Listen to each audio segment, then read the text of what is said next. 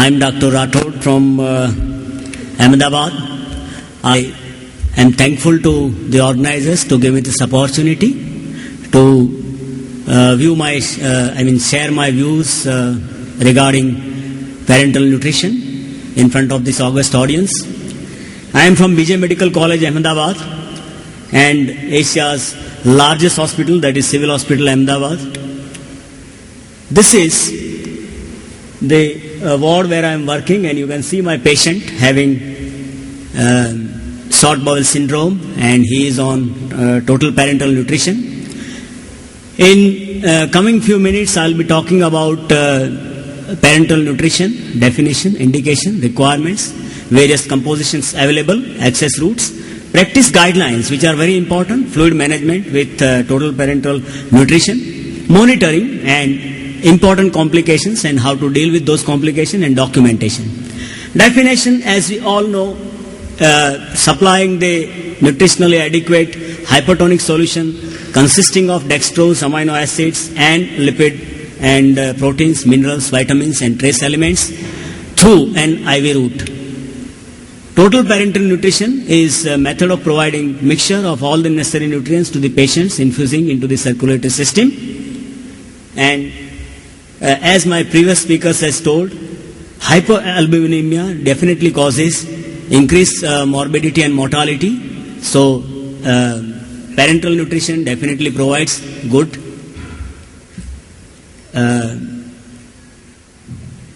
definitely decreases the mortality and increases the outcomes.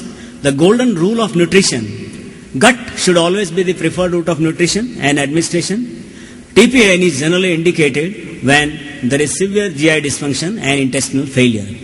We will be discussing many of the indications we have already seen in the previous two talks. Massive small bowel resection and high output small bowel fistulas are most common indications. Other indications are ileus, trauma, malabsorption and intolerance to nutritional enteral feedings. And when we are extending the bowel rest, like inflammatory bowel disease, fistulas and diarrheas, preoperative TPN sometimes we give in malnutrition patients. Long-term indication for TPN are short bowel syndrome, definitely, as we have already discussed, and enterocutaneous fistulas. Nutritional requirements, we have to consider the nutrition requirements of these patients initially, and it should be very clear that we have to provide protein, carbohydrate, fat, all the vitamins and micronutrients that those are necessary, and we all know how much calories they yield and how to count those calories and how to plan. Water requirement, energy requirement, amino acids, essential fatty acids and vitamins, they are all important. I have already put up some of the requirements like vitamins and trace elements in this slide. We will not go into the details because it's more theoretical, but mostly it is a challenge to calculate and to deliver the goods to the patient. This is how we calculate the adult energy requirement. The steps of calculations are: first we calculate the basal energy expenditure, which is done by Harris-Benedict equation, and then we multiply by activity factor and injury factor, and that is how we get the total energy expenditure. Once we get the total energy expenditure, we calculate total kilocalorie needs in 24 hours. That falls generally between 15 to 30. Next, you calculate the protein requirement. Then it is generally in the range of 0.8 to 2.5. If your patient is having renal failure without dialysis or hepatic failure, you have to give special consideration. Then you determine the amino acid requirement, and amino acids gives 4 kilocalories per gram. Subtract lipid kilocalorie from non-protein calories. Up to 80% of total kilocalories can be given as dextrose. Minimum requirement is 100 gram per. This is an example where I have considered 60 kilogram man, and he will be requiring almost 2025 kilocalories, and protein will be 120 gram, water will be 2400 ml, and non-protein calories will be 70% carbohydrates and 30% lipids. So it will be 1050 kilocalories from carbohydrates and 450 ml from lipids. Number of kilocalories to be provided by lipid can go up to 60% of non-protein kilocalories. Range is 30 to 50%. Minimum 5% of total kilocalories should be provided by lipids, because lipids will supply 2 kilocalorie per ml if it is 20% and 1 if it is 10%. Maximum is 1 gram per kg body weight. There are some patients in whom lipids are contraindicated, like patients having egg allergy, hyperlipidemia, liver disease, coagulopathy and thrombocytopenia. This is highlights of the total requirement of TPN when we calculate. Compositions of TPN solution. In Western countries, especially in high dependency units and many of the corporate hospitals, the TPN solutions are generally prepared. But in government hospital and most of the setups in our country, we all know that we are using ready-made preparations which are available in the market. But if you have to prepare, if you have a good pharmacy unit, then they use sterile technique, and according to standard formulas, they make the preparation and they will provide you. But when you are using ready-made preparation, you are having this kind of ready-made preparations. There are two types of solutions: lipids and with lipid and without lipid. Advantage of with lipid is low cost, less administration time and reduced risk of sepsis. Disadvantages are precipitations cannot be seen, they are not stable and they will expire very soon. Lipid emulsions 100 ml or 250 ml bags are available. They contain all the essential fatty acids. Carbohydrates are available in 70% dextrose, and that is most commonly used. Low concentration and high concentration. Two types of solution. When you have no central line, you can use low concentration. When you are using the central line, CVC or peak, you can use high concentration. These are the guidelines on amino acid preparations, lipids, and additions of electrolytes and vitamins and trace elements. Glycemic control is very important when your patient is on TPN. So insulin must be added according to need. Advantage, it will definitely improve the outcome and it reduces the infection. As I said earlier, renal insufficiency, hepatic problems, you have to take special consideration, and in neonates especially, who require lower dextrose concentration, that also should be taken into mind. Access routes are PPN and CVC line and peripheral lines. CVC lines are central venous line. Techniques we all know, either subclavian or internal jugular, when peripheral veins are unsuitable or when high concentrations of solutions are to be given. PICC is peripherally inserted central venous catheter. It is similar to CVC line, and this is peripheral intravenous catheter, in which you can infuse only less than 10% dextrose solutions.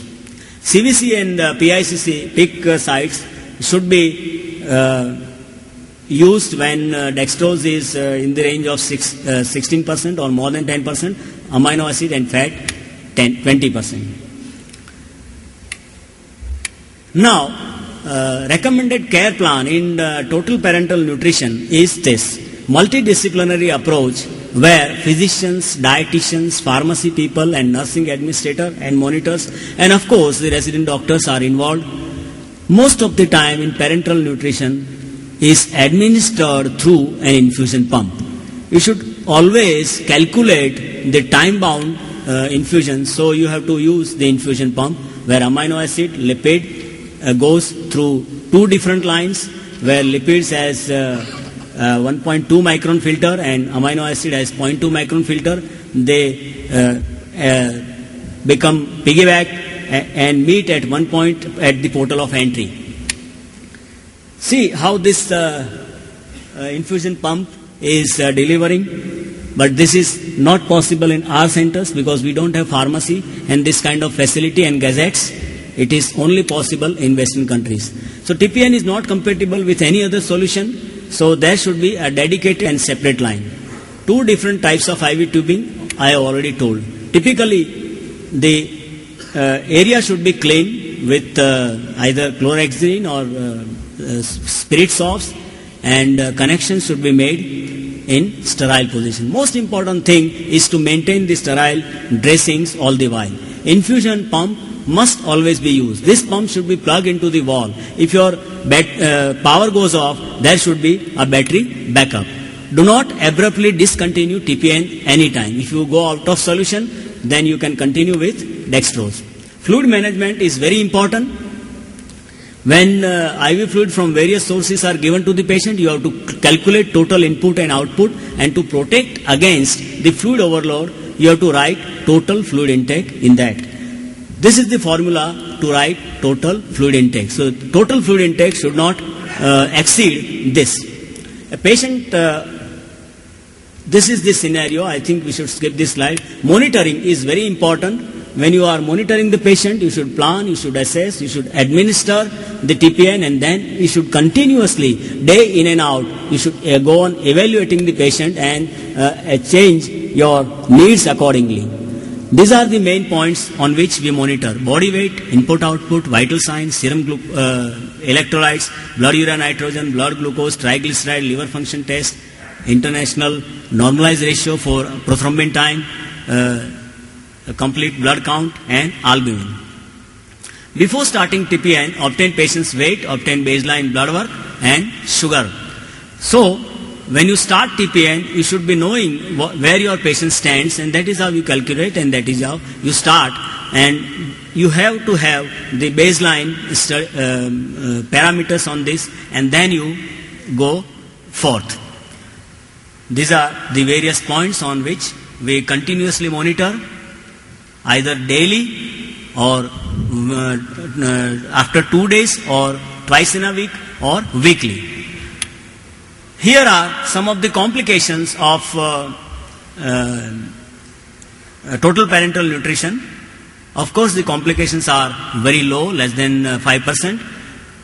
But complications of central venous catheter are pneumothorax, CVC line sepsis, and arterial puncture.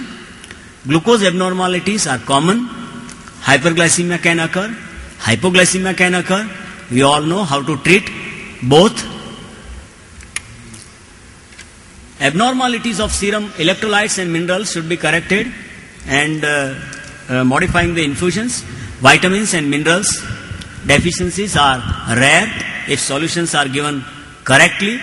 Elevated blood urea nitrogen may reflect dehydration, which can be corrected by giving free water as 5% dextrose. Volume overload, we have already discussed the total fluid intake. If you adhere your infusions to that, I think volume overload will not occur. Metabolic bone disease and bone demineralization can occur with TPN, and that occurs after 3 months. Adverse reactions to lipid emulsions can occur, and that is dyspnea and allergic reaction and temporary hyperlipidemia and hepatomegaly, thrombocytopenia and leukopenia. So you should monitor for any of this occurrence very carefully and very closely, so that you can timely treat and avoid. Hepatic complication can occur in liver dysfunction, hyperammonemia, alkaline phosphatase, even intrahepatic fibrosis can occur, even hyperammonemia can develop, and they are generally transient, and once you try and correct it, they will come to normal. Gallbladder complications like cholelithiasis, cholecystitis can occur, and cause or worsen by prolonged gallbladder stasis, stimulating contraindications by providing 20 to 30% of calories of fat or stopping glucose infusion will help. Treatment with metronidazole. Last thing is documentation. You have to document all your things. Take-home message is commonly indicated in enterocutaneous fistulas and short bowel syndrome. Nutritional requirements, last slide please. Nutritional requirements must be calculated carefully, and glycemic control is must in all cases. Special considerations, as we have already discussed, renal insufficiency, heart failure and respiratory dysfunctions. Access routes, CVC or peak, practice aseptic technique, document volume infuse, always use TPN with infusion pump, change TPN tubing every 24 hours, fluid overload, please check it, monitor perfectly.